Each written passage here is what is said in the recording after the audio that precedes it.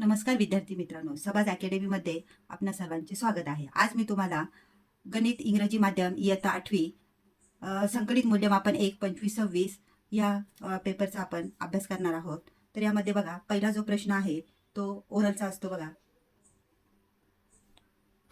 Number 3 आहे, write the number दिलेला आहे, तुम्हाला तो वर्ड्समध्ये लिहायचा आहे. 23,33,03,003 हे त्याचा आन्सर आहे. त्यानंतर क्वेश्चन बी आहे, त्याच्यामधलं तुम्हाला हा जो आहे नंबर तो वर्ड्समध्ये दिलेला आहे, तुम्हाला तो अंकामध्ये लिहायचा आहे. तर बघा, या पद्धतीने तो अंक लिहायचा आहे. त्याच्यामधला क्वेश्चन नंबर 3 मधला सी आहे, इथे तुम्हाला अंकांची बेरीज करायची आहे. ती बेरीज बघा ही येते.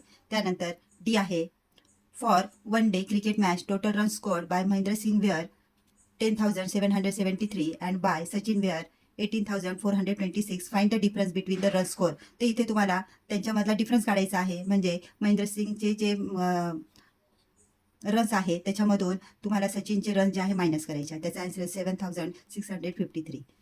Cost of book is 305. What is the amount required to purchase the such 7,850 books. तर इथे कॉस्ट ऑफ 7,850 बुक्स 305 इंटू 7,850 त्याचा आन्सर हे येत आहे. म्हणजे त्याच्यासाठी तुम्हाला 23,94,250 एवढे तुम्हाला तिथे रक्कम द्यावी लागणार आहे. त्यामध्ये एफ आहे बघा, 23,302 भागिले 18 भागाकार केलेला आहे आणि त्याचा आन्सर येत आहे 1,294.5. हां, इथे बघा 29 वजा 81 आहे. 29 वजा 81 इथं अधिक होतं, म्हणजे याचं आन्सर येतं अधिक 110.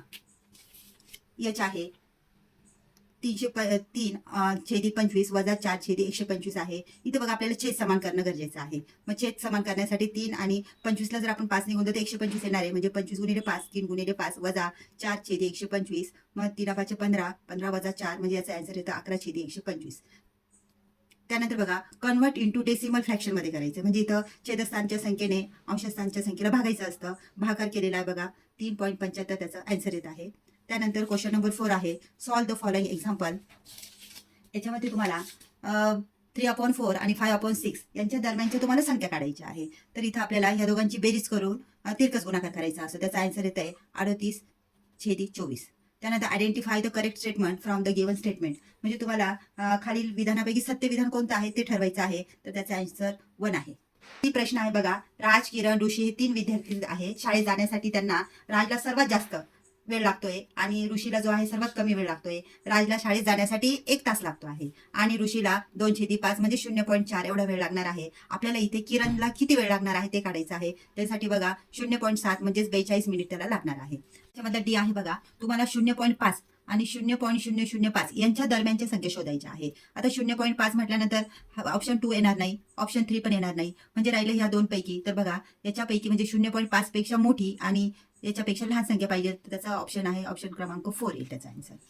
क्वेश्चन नंबर 5 आहे, out of the following number which number is the perfect cube. म्हणजे खालीलपैकी कोणती घनसंख्या आहे तुम्हाला द्यायचं आहे. बघा, घनसंख्या म्हटलेली आहे म्हणजे 4,000 नाहीये, 6,000 पण नाहीये, तर ऑप्शन 3 आहे.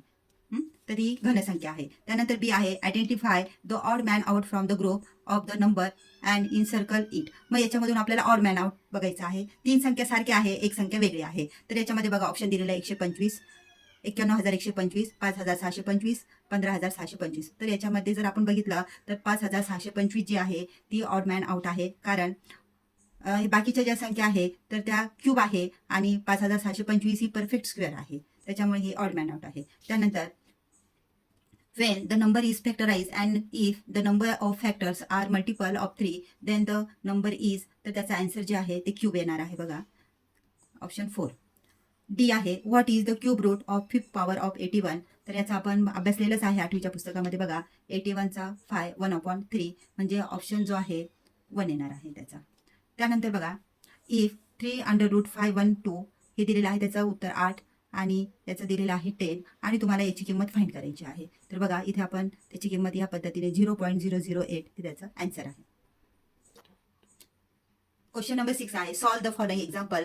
एक्सपांड करायचं आहे इथे तुम्हाला. इथे तुम्हाला विस्तार सूत्राचा वापर करायचा आहे. मग इथे आपण ए स्क्वेअर, इथे बघा 21 + x 21 - x आहे. म्हणजे आपण a² - b² हा फॉर्म्युला इथे यूज करू शकतो. मग इथे a² - b² म्हणजेच 21चा स्क्वेअर मायनस एक्सचा स्क्वेअर, 21चा स्क्वेअर आहे 441 मायनस एक्स स्क्वेअर हे त्याचा आन्सर आहे. त्यानंतर बी आहे एक्सपांड आहे. आता बघा इथे मल्टिप्लिकेशन आहे. 3p ने आपण p मायनस क्यूला मल्टिप्लाय करणार आहोत आणि 2q ने आपण p मायनस क्यूला करणार आहोत. तर बघा त्याचा आन्सर येतं 3p square minus 3pq plus 2pq minus 2q square. इथे बघा सी क्वेश्चन आहे. इथे तुम्हाला दिलेलं आहे length of cubical water tank दिलेली आहे. म्हणजे एक घनाकृती तलावाची लांबी दिलेली त्यांनी 199 मीटर आणि त्या तलावात किती पाणी मिळेल, किती पाणी त्याची कॅपॅसिटी आहे ते आपल्याला काढायचं. त्यासाठी ऍक्टिव्हिटी बेसवर हा क्वेश्चन आहे. तर volume of the tank is equal to capacity of the tank, volume of the cube. इथे आपण फॉर्म्युला यूज केला साईड क्यूब हा फॉर्म्युला आहे. म्हणजेच आपल्याला 199चा क्यूब करायचा आहे. मग याच्यासाठी आपण फॉर्म्युला यूज केला 200 मायनस 1 क्यूब. विस्तार सूत्राचा आपण वापर केलेला आहे. मग विस्तार सूत्र काय आहे, ए मायनस बी ब्रॅकेट क्यूब ए square minus 3a square B plus 3ab square minus बी क्यूब. हा फॉर्म्युला फक्त आपल्याला इथे यूज करायचा आहे. तर बघा फर्स्ट टर्मचा क्यूब म्हणजे 200चा क्यूब मायनस 3 इंटू, आता इथं ए म्हणजेच काय आहे, इथं बघा 200 आहे म्हणजे 200चा वर्ग into 1 plus 3 into 200 1 square minus 1 cube. तर इथे आपण 200चा वर्ग केला आणि त्याला 3 ने गुणलं म्हणजे त्याचं येतं 12,000. आणि मग इथे आपण वजाबाकी केल्यानंतर त्याचं हे आन्सर येत आहे क्युबिक मीटरमध्ये. डी आहे एक्सपांड करायचा आहे तुम्हाला 3x प्लस 4y क्यूब. इथे पण आपल्याला फॉर्म्युला यूज करायचा आहे a plus B cube is equal to a cube plus 3a square B plus 3ab square plus B cube. हा फॉर्म्युला यूज करून त्याचा आन्सर येत आहे 27x cube plus 108x square y plus 144xy square plus 64y cube हे त्याचं answer आहे. यानंतर बघा क्वेश्चन नंबर 7 आलेला आहे. इथे तुम्हाला आकृती दिलेली आहे, बाजूंची लांबी पण दिलेली आहे. त्याच्यावरून तुम्हाला इथे ईडीचं माप, डीसीचं माप आणि ईएफचं माप तुम्हाला फाइंड करायचं आहे. बघा ते जे एकरूप आहे कॉन्ग्रंट जे आहे त्या सारख्या खुणाने तुम्हाला दाखवलेलं. उदाहरणार्थ AB ची एकरूप बाजू ईडी आहे, त्या पद्धतीने FA ची एकरूप बाजू FE आहे. या पद्धतीने आपल्याला बघा ईडी काढायचं आहे. म्हणजे आता इथे आपल्याला बघा एक बाजू जी दिलेली आहे x square minus 5x minus 24 त्याचे आपण अवयव पाडलेले. बघा या संख्येचे मी अवयव पाडले x मायनस 8 x प्लस 8. मग इथं x प्लस 3 दिलेला आहे म्हणजे इथं आपल्याला यायचं आहे x प्लस 8 त्याचा आन्सर आहे. तसंच दुसऱ्याचं जे आहे बघा डीसीचं जे माप आहे ते आपल्याला x क्यूब प्लस 27 येणं गरजेचं आहे. मग त्यासाठी x प्लस 3ला जर आपण x square minus 3x plus 9 ने जर मल्टिप्लाय केलं तर आन्सर x क्यूब प्लस 27 म्हणजे इथं आपलं ते फाइंड होतं. त्यानंतर x प्लस 8 आणि x मायनस 8 यांचा गुणाकार केला तर x स्क्वेअर मायनस 64 येतात म्हणजे इथं आन्सर आहे x मायनस 8. त्यानंतर पुढचा क्वेश्चन आहे बघा क्वेश्चन नंबर 8 आहे.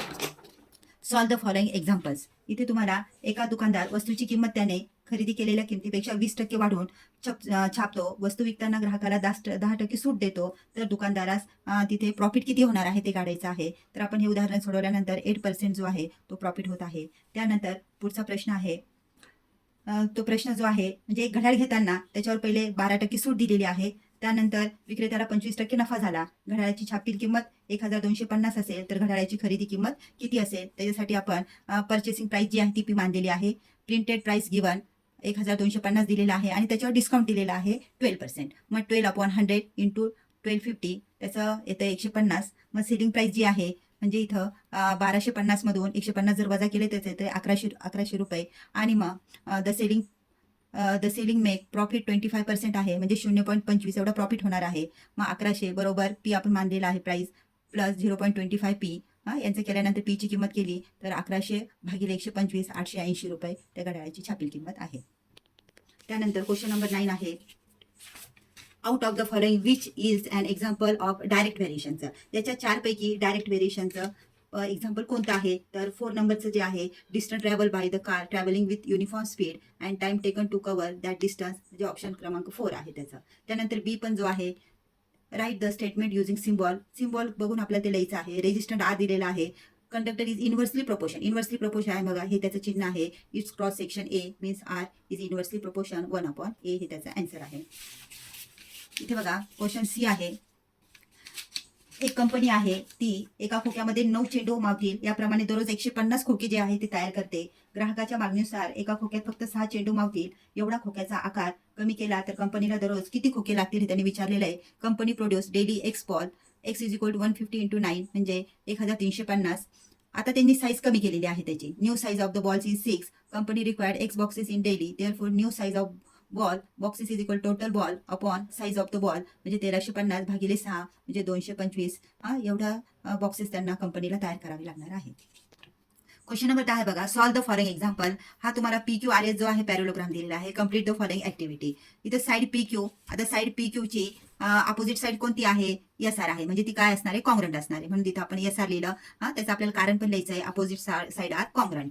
त्यानंतर पी आर जो आहे, पूर्ण जो डायगोनल आहे तो दिलेला आहे P R is equal to 2 into P T or T R. तुम्ही दोन्हीपैकी काही लिहू शकतात, कारण डायगोनल काय होतो? बायसेक्ट इच अदर, तो बायसेक्ट करतो, म्हणून इथं P T or T R दोन्हीपैकी काही लिहिलं तरी चालेल. त्यानंतर measure of angle P Q R जो दिलेला आहे, P Q R plus measure of angle Q R S, तर यांची जी बेरीज आहे ती 180 असते, कारण ते जे आहे सप्लिमेंटरी अँगल आहे बघा, आणि सप्लिमेंटरी अँगलची जी बेरीज आहे ती 180 असते. त्यानंतर क्वेश्चन नंबर 11 आहे, करेक्ट द फॉलोइंग. तुम्हाला इथे ड्रॉ करायचं आहे. Draw a line M, take any point P outside it, draw the line parallel to line M passing through the point P. तर इथे बघा, मी पहिले पॅरलल लाईन यम काढून घेतलेली आहे, काही डिस्टन्सवर पी घेतलेला आहे, आणि गुण्याच्या सहाय्याने आपण इथं पॅरलल लाईन काढलेली आहे. त्यानंतर बी आहे, draw a line P Q using the set square, draw line S T parallel to line P Q at a distance of 3 centimetre. पहिले मी पी क्यू काढून घेतला, त्यानंतर स्क्वेअर सेट ऑफ स्क्वेअरच्या सहाय्याने 3 सेंटीमीटर अंतरावर मी एस टी जी आहे ती parallel line काढलेली आहे. इंग्रजी माध्यमाची गणिताची 8वीची जी प्रश्नपत्रिका आहे, संकलित मूल्यमापने कशी सोडवायची ती बघितलेली आहे.